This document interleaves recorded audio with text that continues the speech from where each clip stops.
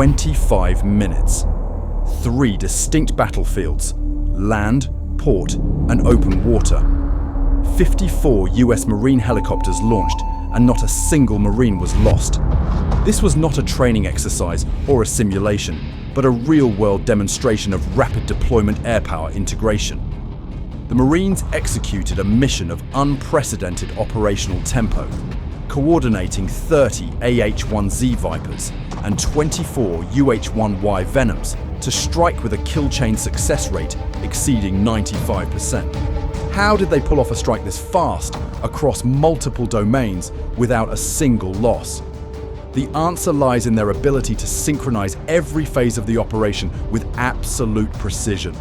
It all began under the cover of night, where flawless execution was the only option.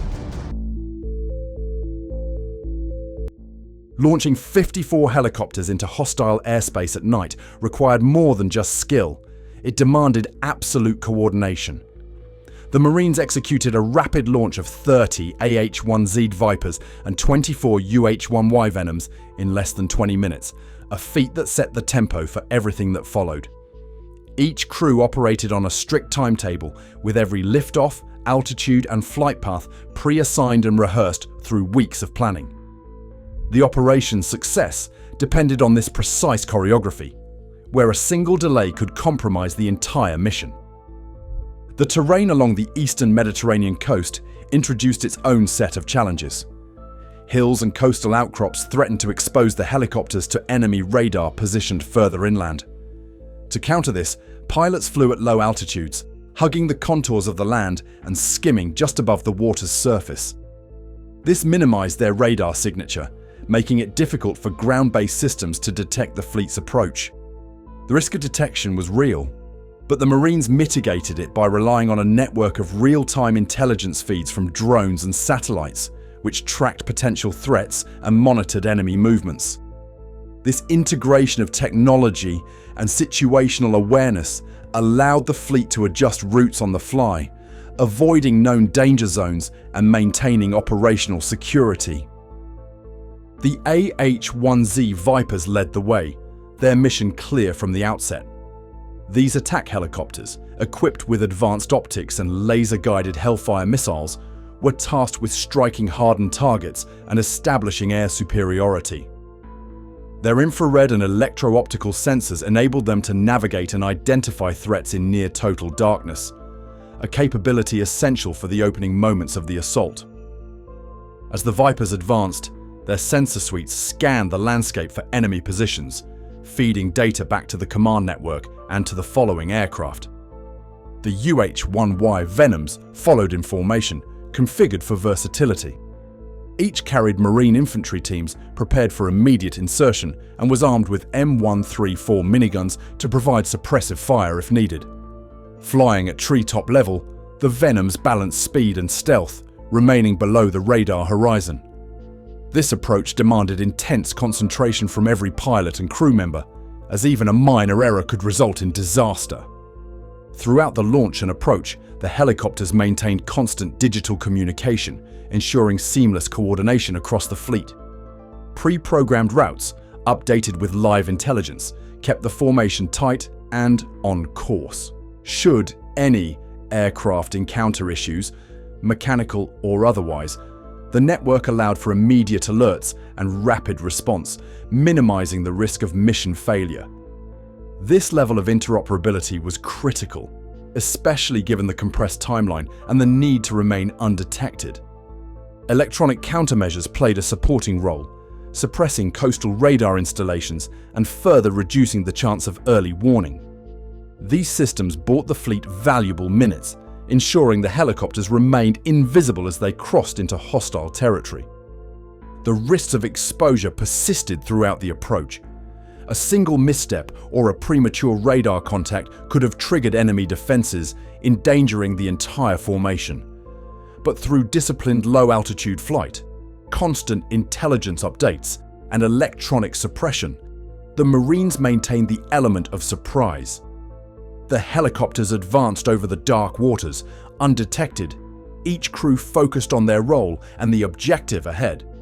With zero detection, the fleet closed in on the convoy, and the strike window was open.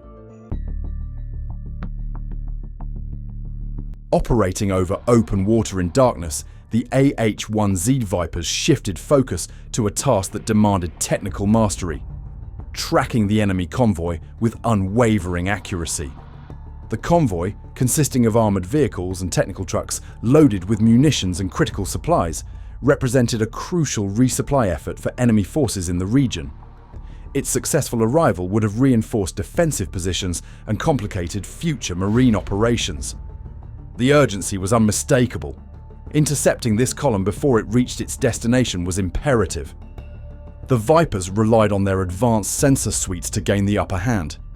Each helicopter's infrared and laser designator systems tracked the heat signatures of moving vehicles, even as the convoy hugged the coastline and maneuvered through terrain designed to conceal movement. These systems operated independently of visible light, allowing pilots to identify and distinguish targets in total darkness. Real-time data from these sensors was relayed back to commanders, building a constantly updated picture of the convoy's composition and progress. This integration of technology with tactical awareness ensured that every vehicle was accounted for, and that no gap in the convoy's formation went unnoticed. Environmental factors complicated the mission. Coastal roads, bordered by uneven ground and abandoned structures, offered the convoy numerous places to hide. The threat of mobile surface-to-air defences was ever present, forcing the Vipers to fly at low altitudes just above the water, close enough to avoid radar detection, but always within range of ground-based weapons if discovered. The pilots maintained a disciplined formation, relying on instrument displays rather than external lights to preserve stealth. Every maneuver was calculated, every altitude adjustment measured, all to prevent even a fleeting glimpse of the helicopters by enemy observers. Intelligence gathering was a collaborative effort. Drone and satellite feeds provided supplementary reconnaissance, updating flight paths in real time as the convoy's route shifted or as new threats emerged. This allowed the Vipers to anticipate changes in enemy movement and to adapt their approach without breaking formation.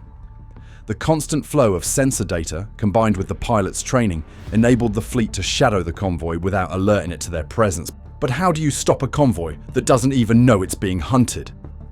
The answer lay in the Viper's ability to analyze the enemy's formation and identify critical nodes. The lead vehicle, a heavily armored personnel carrier, directed the convoy's movement and provided initial protection. Technical trucks in the center carried mounted weapons, while rear vehicles transported additional munitions and served as mobile support. By focusing on these key points, the Marines could disrupt command and control, neutralize firepower, and prevent resupply, all in a single coordinated strike. The pilots communicated constantly, sharing target data and updating one another on changes in terrain or enemy activity. They adjusted their flight patterns to remain unpredictable and reduce the risk of a successful ground-based attack. Countermeasures, including flares and electronic jamming, were kept ready but unused. Stealth remained the primary defense. The Viper's crews depended on both their instruments and their experience in low-altitude, high-threat environments to maintain the element of surprise. As the convoy entered a section of road bordered by sparse shrubland and rocky outcrops, the Marines recognized an opportunity. The terrain limited the convoy's maneuverability, creating a choke point where vehicles would be forced to slow and bunch together. Sensor displays confirmed the positions of the lead, central, and rear vehicles. Each was now within striking distance. The Vipers coordinated their approach, preparing to deliver simultaneous attacks from multiple angles. The risks remained acute. The presence of possible anti-air assets within the convoy meant that timing and precision were non-negotiable. A single missed cue could allow the enemy to respond or escape. Yet the combination of real-time tracking, disciplined formation flying, and advanced targeting systems gave the Marines the advantage they needed. With the convoy's critical points identified and the strike plan in place, the focus shifted from tracking to targeting. The next phase would demand flawless execution, hitting multiple targets in a tightly choreographed assault. The Marines had positioned themselves for maximum impact, and the moment to act was imminent. What happens when chaos meets precision? The convoy, still unaware of its fate, was about to enter a zone where every second would count. Under 5 minutes, the AH-1Z Vipers executed a three-angle strike on the convoy, targeting the lead, center, and rear with Hellfire missiles and Hydra 70 rockets. The intent was clear: cripple command, eliminate firepower, and block every escape route in a single coordinated assault. The Vipers' formation and timing left no segment of the convoy untouched, and no opportunity for the enemy to regroup. The attack began as a single Hellfire missile locked onto the armoured personnel carrier at the front of the column. The missile's laser-guided system ensured a direct hit, destroying the vehicle that served as the convoy's navigation hub and halting any forward movement. The blast sent shrapnel through the air, instantly blocking the road and severing the convoy's command structure. This was not a random strike, but a calculated move designed to paralyze the enemy's ability to coordinate or advance. Seconds later, the Vipers shifted their focus to the central vehicles. Salvos of Hydra 70 rockets, optimized for rapid area saturation, struck the technical trucks and supply carriers concentrated in the convoy's core. The impact tore through weapon mounts and munition storage, igniting secondary explosions that scattered debris and forced enemy personnel to abandon their positions. The central column, now engulfed in flames, lost its ability to provide supporting fire or distribute supplies. The destruction of this section ensured the convoy could not mount an organized defense. At the rear, the Vipers continued their assault with precise rocket fire. Their targeting systems, integrating infrared sensors and GPS data, locked onto vehicles equipped with anti-aircraft weapons. The rear guard, tasked with protecting the column from aerial threats, was neutralized before it could respond. Smoke and fire marked the remains of these vehicles, while the road behind them became impassable. Any notion of retreat was effectively erased. Throughout the strike, the Vipers' crews relied on real-time data feeds and constant communication. Sensor displays tracked every vehicle, allowing pilots to adjust their aim and prioritize targets as the situation evolved. The helicopters shared targeting information, ensuring overlapping fields of fire and preventing any vehicle from escaping the kill zone. The integration of aerial sensors and ground intelligence meant every movement was monitored and every threat addressed within seconds. Intercepted enemy radio traffic underscored the effect of the strike. In the chaos, commanders issued fragmented orders, their voices cut by static and the sound of nearby detonations. One panicked transmission captured the scale of the devastation. They see everything. The enemy's confusion was complete. Some personnel tried to flee into the surrounding terrain, but the Vipers' targeting systems quickly identified and eliminated these stragglers. Others attempted to rally or reposition vehicles, only to be met with renewed rocket fire. Within minutes, the convoy's communication channels fell silent, a clear indication that command and control had collapsed. The speed and precision of the operation left the enemy with no time to adapt or respond. The Vipers' targeting systems enabled rapid engagement of secondary targets, while the sequencing of missile and rocket fire kept the convoy under continuous pressure. There were no prolonged exchanges or scattered retreats, only the systematic dismantling of the convoy's structure. The destruction was extensive, but every action was measured to achieve maximum effect with minimal exposure. As the smoke settled, the Marines shifted focus. The Venoms, carrying Marine infantry, moved in to secure the site and search for any remaining threats. The Vipers maintained overwatch, scanning for signs of movement and ensuring the area remained under control. The battlefield, once a scene of movement and coordination, was now silent and immobilized. The operation's momentum did not slow.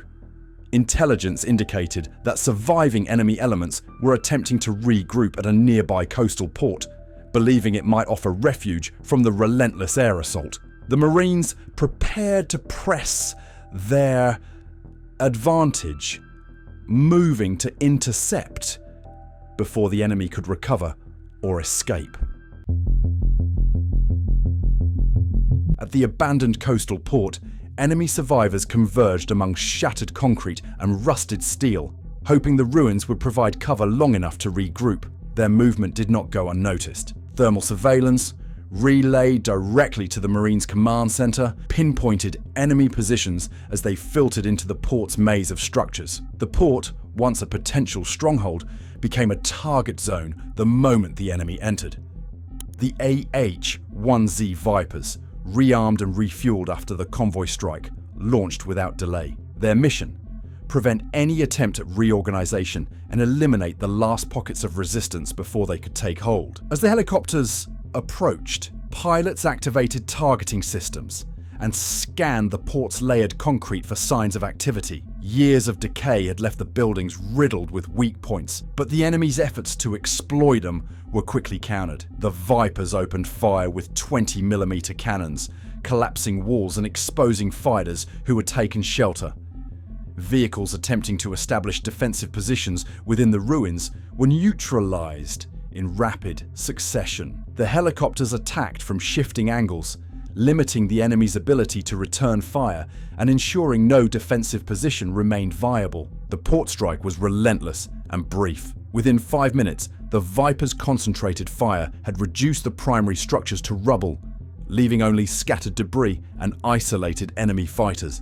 Marine signals intelligence intercepted panicked enemy communications, including the repeated phrase, "They see everything," underscoring the psychological impact of constant aerial surveillance and overwhelming firepower. Each sweep of cannon fire and precision-guided munitions further eroded the enemy's will to fight, fragmenting their formations and eliminating any hope of coordinated resistance. As the port fell silent, Marine ground teams advanced under the overwatch of UH-1Y Venoms. The Venoms provided real-time reconnaissance, supporting infantry as they cleared remaining threats and confirmed that the area was secure. The aerial support was so effective that the ground teams encountered minimal resistance, moving quickly through the wreckage to ensure no enemy fighters remained hidden. With the port in ruins and their options on land exhausted, the enemy attempted a final escape by sea. From a concealed slipway, 3 high-speed boats launched into the darkness, engines roaring as they sped toward open water. The Vipers, using radar and electro-optical sensors, tracked the boat's heat signatures as they accelerated. Marine ground control relayed precise targeting data, enabling the helicopters to engage before the enemy could reach safety. Timing was critical. The boats were fast and maneuverable, capable of disappearing into the night if not intercepted immediately. The Vipers responded with a barrage of 12 Hydra 70 rockets, launched from standoff range and guided by real-time targeting updates. The rockets struck with precision, each detonation sending up columns of water and debris. The engagement was over in seconds. Sensors confirmed no movement and no survivors, sealing the area and eliminating the last possibility of escape. Throughout the attack, the Venoms maintained overwatch, scanning the shoreline for additional threats and coordinating with ground teams to close any gaps in coverage. The entire sequence, from the initial assault on the port to the destruction of the fleeing boats, unfolded in just over 20 minutes. The port itself was reduced in under 5 minutes, with the subsequent maritime escape attempt neutralized in moments. Every phase showcased the Marines' ability to shift seamlessly between objectives, applying overwhelming force wherever the enemy sought refuge. The coordination between air and ground elements, the speed of target acquisition, and the precision of each strike left no opportunity for recovery or retaliation. But as the smoke cleared, the fleet had to face one last test. Could they reload and strike again before dawn?